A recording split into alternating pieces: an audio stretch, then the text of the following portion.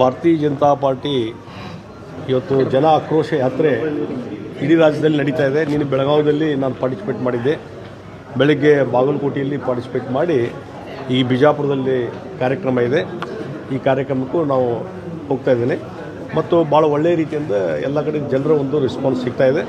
ಮತ್ತು ಈ ಸರ್ಕಾರದ ಬಗ್ಗೆ ಇರುವಂಥ ಒಂದು ಆಕ್ರೋಶ ಜನಮಾನಸದಲ್ಲಿ ಏನು ವ್ಯಕ್ತ ಆಗ್ತಾ ಇದೆ, ಇದೆಲ್ಲ ನಾವು ನೋಡಿದಾಗ ಈ ಸರ್ಕಾರದ ಬಗ್ಗೆ ಭಾಳ ದೊಡ್ಡ ಪ್ರಮಾಣದಲ್ಲಿ ಬೆಲೆ ಏರಿಕೆ ಒಂದು ಕಡೆ, ಭ್ರಷ್ಟಾಚಾರ, ಮಿತಿಮೀರಿದ ಭ್ರಷ್ಟಾಚಾರ, ಇದೆಲ್ಲ ಕಾರಣ ಸಲುವಾಗಿ ಸಿದ್ದರಾಮಯ್ಯ ಸರ್ಕಾರದ ಬಗ್ಗೆ ಭಾಳ ದೊಡ್ಡ ಪ್ರಮಾಣದಲ್ಲಿ ಜನರಲ್ಲಿ ಒಂದು ಆಕ್ರೋಶ ಇದೆ. ಸರ್, ಜಾತಿ ಗಣತಿ ವಿಚಾರವಾಗಿ ಈಗ ವರದಿ ಚರ್ಚೆ ಆಗ್ತಾ ಇದೆ. ಜೊತೆಗೆ ಲಿಂಗಾಯತ ಮತ್ತು ಒಕ್ಕಲಿಗರ ಜಾತಿಗಳನ್ನು ಮರುಪರಿಶೀಲನೆ ಮಾಡಬೇಕು ಮತ್ತು ಅದನ್ನು ಸಮೀಕ್ಷೆ ಮಾಡಬೇಕನ್ನೋ ಅಭಿಪ್ರಾಯ ಕೇಳಿ ಬರ್ತಾರೆ. ಏನು ಹೇಳ್ತಾರೆ? ಇದು ಒಂದು ಸಿದ್ದರಾಮಯ್ಯನವರು ಮೊದಲನೇ ಸಲ ಮುಖ್ಯಮಂತ್ರಿ ಆದಾಗ ಈ ಒಂದು ಆಯೋಗವನ್ನು ನೇಮಕ ಮಾಡಿದ್ರು, ಕಾಂತರಾಜ್ ಆಯೋಗ. ಅವರ ಅದೇ ಅವಧಿಯಲ್ಲಿ ಪ್ರಿಪೇರ್ ಮಾಡಿ ರೆಡಿ ಮಾಡಿ ಅವತ್ತೇ ಸಿದ್ದರಾಮಯ್ಯನವ್ರಿಗೆ ಸಬ್ಮಿಟ್ ಮಾಡಬೇಕಾಗಿತ್ತು. ಇವ್ರು ಬ್ಯಾಡ ಅಂದರು, ಅವ್ರು ಮಾಡಲಿಲ್ಲೋ ಗೊತ್ತಾಗಿಲ್ಲ, ಎಲ್ಲ ರೆಡಿ ಇದೆ ಅಂತ ಹೇಳಿದ್ರು. ಮತ್ತು ಅದಕ್ಕೆ ಯಾರೋ ಸೆಕ್ರೆಟರಿ ಸಹಿ ಮಾಡಬೇಕಾಗಿತ್ತು, ಅದು ಮಾಡಿಲ್ಲ ಅನ್ನುವಂಥದ್ದು ಒಂದು ಮಾಹಿತಿ. ಮತ್ತು ಆ ಹಿಂದಿನ ಇಲೆಕ್ಷನ್, ಆ ಸಂದರ್ಭದಲ್ಲಿ ಏನು ಇಲೆಕ್ಷನ್ಗಳಾದವು, ಆ ಸಂದರ್ಭದಲ್ಲಿ ಆ ವರದಿಯಲ್ಲಿರುವ ಕೆಲವೊಂದು ಅಂಶಗಳು ಮಾಧ್ಯಮ ಮುಖಾಂತರ ಲೀಕ್ ಆದವು. ಆ ಸಂಖ್ಯೆ ಇಷ್ಟದ, ಈ ಸಂಖ್ಯೆ ಇಷ್ಟದ ಅಂಥೇಳಿ. ಆವಾಗಲಿಂದ ಅದ್ರ ಬಗ್ಗೆ ವಿವಾದಾಸ್ಪದವಾದಂಥ ಒಂದು ವರದಿ ಆತಾಯಿತು ಅವತ್ತಿನಿಂದ. ನಾ ಇವತ್ತು ಸಿದ್ದರಾಮಯ್ಯ ಒಂದೇ ಕೇಳುವಂಥದ್ದು, ಅವತ್ತು ನೀವು ಮೊದಲ ಬಾರಿಗೆ ಸಿ ಎಮ್ ಆದಾಗ ಆ ವರದಿ ನೀವೇ ಆಯೋಗ ಅಪಾಯಿಂಟ್ ಮಾಡಿದವರು, ನೀವು ರೆಡಿ ಆಗಿದ್ದು ನಿಮ್ಮ ಅವಧಿಯಲ್ಲಿ, ಆದಮೇಲೂ ಅದನ್ನು ನೀವು ಯಾಕೆ ಸ್ವೀಕಾರ ಮಾಡಲಿಲ್ಲ? ಸ್ವೀಕಾರ ಮಾಡಿ ಅದನ್ನು ಅವಾಗ ಬಹಿರಂಗ ಪಡ್ಬೋದಾಗಿತ್ತು, ಅವತ್ತು ಕ್ಯಾಬಿನೆಟ್ದಲ್ಲಿ ಇಡ್ಬೋದಾಗಿತ್ತು. ಈಗ ಎರಡನೇ ಬಾರಿ ಮತ್ತೆ ಮುಖ್ಯಮಂತ್ರಿ ಆದರೆ, ಮುಖ್ಯಮಂತ್ರಿ 2 ವರ್ಷ ಆಯಿತು. ಅಷ್ಟರ ಒಳಗಾಗಿಯೇ ನೀವು ಅದನ್ನು ಸ್ವೀಕಾರ ಮಾಡಿ ಕ್ಯಾಬಿನೆಟ್ ತೆಗೆದುಕೊಂಡು ಹೋಗಿ ಸದನ ಮುಂದೆ ತರುವಂಥ ಕೆಲಸ ನೀವು ಮಾಡಬೇಕಾಗಿತ್ತು, ನೀವು ಅನುಷ್ಠಾನ ಮಾಡೋದನ್ನು ಮಾಡಬೇಕಾಗಿತ್ತು. ಅದನ್ನೂ ಮಾಡಲಿಲ್ಲ.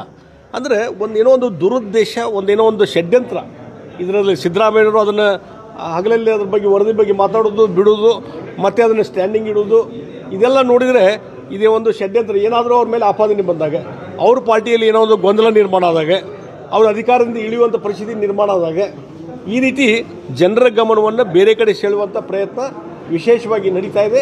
ಆ ಹಿನ್ನೆಲೆಯಲ್ಲಿ ಮತ್ತು ಸಮಾಜವನ್ನು ಒಡೆಯುವಂಥ ಕೆಲಸ, ಇವತ್ತು ಲಿಂಗಾಯತ ಸಮಾಜವನ್ನು ಒಡೆಯುವಂಥದ್ದು, ವಕೀಲ ಸಮಾಜವನ್ನು ಒಡೆಯುವಂಥದ್ದು, SC/ST ಸಮಾಜವನ್ನು ಒಡೆಯುವಂಥದ್ದು, ಹಿಂದುಳಿದ ವರ್ಗದ ಸಮಾಜವನ್ನು ಒಡೆಯುವಂಥದ್ದು, ಮತ್ತು ಓವರಾಲ್ ಕೊನೆಗೆ ಅವ್ರದ್ದು ಪ್ರಪೋಸಲ್ ಏನಂತಂದರೆ ಅಲ್ಪಸಂಖ್ಯಾತರು, ಮುಸ್ಲಿಂ ಕಮ್ಯುನಿಟಿ ಹೈಯೆಸ್ಟ್ ರಾಜ್ಯದಲ್ಲಿ ಇದ್ದಾರೆ ಅನ್ನುವಂಥದ್ದು, ಆ ಮುಸ್ಲಿಮರ ಪ್ರೊಜೆಕ್ಟ್ ಮಾಡಲಿಕ್ಕೆ ಇವರು ಹೊಂಟಿದ್ದಾರೆ. ಸರ್, ಈಗ ಅಂದರೆ ಸಿದ್ದರಾಮಯ್ಯನವರು ಕೆಳಗಿಳಿಸೋ ಪ್ರಕ್ರಿಯೆ ಏನಾದರೂ ನಡೀತಾ ಇದೆ ನೋಡಿರಿ. ಆದರೂ ಅಲ್ಲಿ ಇನ್ಫೈಟಿಂಗ್ ನಡೀತಾ ಇದೆ. ಇನ್ಫೈಟಿಂಗ್ ಕಾಂಗ್ರೆಸ್ನಲ್ಲಿ ಇನ್ಫೈಟಿಂಗ್ ನಡೀತಾ ಇದೆ. ಮುಖ್ಯಮಂತ್ರಿಗಳ ಅವಧಿ ಅದು ಮುಗಿಲಿಕ್ಕೆ ಬಂದದೆ, ಅದು ಅವ್ರು ಆದಮೇಲೆ ನಾ ಆಗಬೇಕಂತೇಳಿ DK ಶಿವಕುಮಾರ್ ಪ್ರಯತ್ನ ನಡೆದಿದೆ. ಇನ್ಫೈಟಿಂಗ್ ಏನು ನಡೆದಿದೆ, ಪ್ರಾಕ್ಸಿ ವಾರ್ ನಡೀತಾ ಇದೆ. ಮುಖ್ಯಮಂತ್ರಿಗಳು ಅವಧಿಯನ್ನು ಮುಗಿಸ್ಬೇಕಂತೇಳಿ ಅವ್ರು ಕೆಲವು ಮಂತ್ರಿಗಳು ವಿಶೇಷ ಲಾಬಿ ಮಾಡ್ತಾ ಇದ್ದಾರೆ. DK ಶಿವಕುಮಾರ್ ಪರವಾಗಿ ಕೆಲವು ಶಾಸಕರು ಲಾಬಿ ಮಾಡ್ತಾ ಇದ್ದಾರೆ, ಅವ್ರು ಮುಖ್ಯಮಂತ್ರಿ ಆಗ್ಬೇಕಂತೇಳಿ. ಈ ಪ್ರಾಕ್ಸಿ ವಾರ್ ಬೇರೆಯವ್ರ ಮುಖಾಂತರ ವಾರ್ ನಡೀತಾ ಇದೆ, ಇನ್ಫೈಟಿಂಗ್ ನಡೀತಾ ಇದೆ. ಇವ್ರು ಯಾರು ಇಬ್ಬರು ಮಾತಾಡ್ತಾ ಇಲ್ಲ. ಹೀಗಾಗಿ ಬಹುಶಃ ನವಂಬರ್ ಡಿಸೆಂಬರ್ ಒಂದು ಹಂತಕ್ಕೆ ಇದು ಬರ್ತದೆ. ಅದೊಂದು ಭಾಳ ಸ್ಪೋರ್ಟ್ ಆಗ್ತದೆ. ಅದ್ರ ಮುಖಾಂತರ ಇದನ್ನು ಅವಾಯ್ಡ್ ಮಾಡೋ ಸಲುವಾಗಿ, ಅವರ ಅಧಿಕಾರದಲ್ಲಿ ಮುಂದುವರಿಸುವ ಸಲುವಾಗಿ ಈ ಗೊಂದಲ ಸೃಷ್ಟಿ ಮಾಡುವಂಥ ಕೆಲಸ ಸಿದ್ದರಾಮಯ್ಯ ಮಾಡ್ತಾರೆ. ಡಿಸೆಂಬರ್ ಏನಾಗುತ್ತೆ ಸರ್? ಟೈಮ್ ಬಾಂಬ್ ಸ್ಫೋಟ್ ಆಗ್ಬೋದು. ಕೆಲವು ಟೈಮ್ ಬಾಂಬ್ ಕೆಲವರು ಇಟ್ಟಾರೆ. ಈಗ DK ಶಿವಕುಮಾರ್ ಅಂತವರು ಅದು ನವಂಬರ್ ಡಿಸೆಂಬರ್ಗೆ ಬಹುಶಃ ಆ ಟೈಮ್ ಫಿಕ್ಸ್ ಮಾಡಿರ್ಬೋದು, ಅದು ಸ್ಫೋಟ್ ಆಗುವಂಥ ಚಾನ್ಸ್ ಇದೆ. ಈಗ ಲಿಂಗಾಯತ ಮತ್ತು ಒಕ್ಕಲಿಗರ ಮರು ಸಮೀಕ್ಷೆ ಅಂತ ಹೇಳ್ತಾ ಇದ್ದಾರೆ. ನೋಡ್ರಿ, ಮಾಡೋದಾದ್ರೆ ಎಲ್ಲ ಜಾತಿದು ಮಾಡಬೇಕಾಗ್ತದೆ. ನೀವು ಲಿಂಗಾಯತರಿಗೆ ಅಷ್ಟೇ ಮಾಡ್ತೀವಿ ಸಮೀಕ್ಷೆ, ಒಕ್ಕಲಿಗರಿಗೆ ಅಷ್ಟೇ ಮಾಡ್ತೀವಿ, ಹಿಂದುಳಿದವರಿಗೆ ಅಷ್ಟೇ ಮಾಡ್ತೀವಿ ಅನ್ನಕ್ಕೆ ಬರೋದಿಲ್ಲ. ಅದು ಸೈಂಟಿಫಿಕ್ ಇಲ್ಲೆಲ್ಲ, ವೈಜ್ಞಾನಿಕವಾದಂಥ ಸಮೀಕ್ಷೆ ಆಗಲೇ ಇಲ್ಲ. ಇವತ್ತು ಬೇಕಾದ್ರೆ ನಿಮ್ಮನ್ನು ಹಿಡ್ಕೊಂಡು ನಮ್ಮನ್ನು ಹಿಡ್ಕೊಂಡು ಎಲ್ಲರನ್ನೂ ಕೇಳ್ರಿ, ಅವ್ರ ಆತ್ಮ ಕೇಳ್ರಿ, ಯಾರು ನಿಮ್ಮ ಮನೆಗೆ ಬಂದು ಸಮೀಕ್ಷೆ ಮಾಡೋಣಂದ್ರೆ ಇಲ್ಲ ಅಂತಾರೆ. ಆನ್ಸರ್ ಏನದು ಇಲ್ಲ. ಹಾಗಾದ್ರೆ ಯಾರ ಮನೆಗೂ ಹೋಗಲಾರ್ದೇ ಇವತ್ತು ಸಮೀಕ್ಷೆ ಮಾಹಿತಿ ಹೆಂಗೆ ತೊಗೊಂಡ್ರು, ಎಲ್ಲೇ DC ಆಫೀಸಲ್ಲಿ ಕುಂತು, ಎಲ್ಲೇ ಒಂದು ಸ್ಟ್ಯಾಟಿಸ್ಟಿಕ್ಸ್ ಆಫೀಸಲ್ಲಿ ಕುಂತು ಈ ಸಂಗ್ರಹ ಮಾಡಿದ್ರು ಅಂತ ಸಂಶಯ ಇವತ್ತು ಬರೋಕ್ಕೆ ಚಾಲು ಆಗಿದೆ. ಮತ್ತು ಇದಕ್ಕೆ ಸೈಂಟಿಫಿಕ್ ಸಮೀಕ್ಷೆ ಅಲ್ಲ ಅಂತ ಹೇಳ್ತಾರೆ. ಹೀಗಾಗಿ ಆ ಹಿನ್ನೆಲೆ ಇಟ್ಕೊಂಡು ಒಂದು ಒಂದು ಮತ್ತು ಬೇಸಿಕ್ಕಾಗಿ ಈ ಸೆನ್ಸಸ್ ಮಾಡುವಂಥದ್ದು, ಜಾತಿಗಳ ಬಗ್ಗೆ ಸಮೀಕ್ಷೆ ಮಾಡುವಂಥದ್ದು ಅಧಿಕಾರ ಇರೋದು ಕೇವಲ ಗೌರ್ಮೆಂಟ್ ಆಫ್ ಇಂಡಿಯಾಗೆ ಮಾತ್ರ. ರಾಜ್ಯ ಸರ್ಕಾರಕ್ಕೆ ಅಧಿಕಾರನೂ ಇಲ್ಲ. ಇವ್ರೇನ್ ಹೇಳ್ತಾ ಇದಾರೆ ಇದು ಜಾತಿ ಅದು ಜಾತಿ ಗಣತಿ ಅಲ್ಲ, ಆರ್ಥಿಕ ಸಾಮಾಜಿಕ ಹೆಸರಿನ ಮೇಲೆ ಜಾತಿ ಗಣತಿ ಮಾಡ್ತಾ ಇದ್ದಾರೆ. ಆ ಹೆಸರಿನ ಮೇಲೆ ಇದು ಒಂದು ರಾಜಕಾರಣ, ಅದೊಂದು ರಾಜಕಾರಣ. ಆ ಹೆಸರಿನ ಮೇಲೆ ಅದನ್ನ ಆ ಟೆಕ್ನಿಕಲಿ ರಾಜ್ಯ ಸರ್ಕಾರಕ್ಕೆ ಅಧಿಕಾರ ಇಲ್ಲ, ಆ ಟೆಕ್ನಿಕಲಿ ಅವಾಯ್ಡ್ ಮಾಡೋ ಸಲುವಾಗಿ ಇವರು ಆ ರೀತಿಯಾದಂಥ ಹೆಸರನ್ನು ಇಡುವ ಮುಖಾಂತರ ಸಮೀಕ್ಷೆ ಮಾಡಿದ್ರು. ಓಕೆ, ಅದಾದಮೇಲೂ ಸದ್ಯಕ್ಕೆ ಸೈಂಟಿಫಿಕ್ ಮಾಡಿದ್ರು ಅದು ಆಗಲಿಲ್ಲ. ಇದು ಪರಿಸ್ಥಿತಿ, ವಸ್ತುಸ್ಥಿತಿ.